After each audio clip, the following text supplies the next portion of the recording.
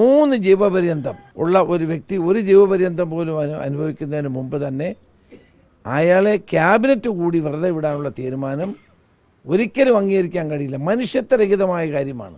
ഭാസ്കരക്കാരനവരെ കൊന്ന കേസിലെ പ്രതി എന്തടിസ്ഥാനത്തിലാണ് ഗവൺമെൻറ് ഇളവ് നൽകാൻ പറയുന്നത്?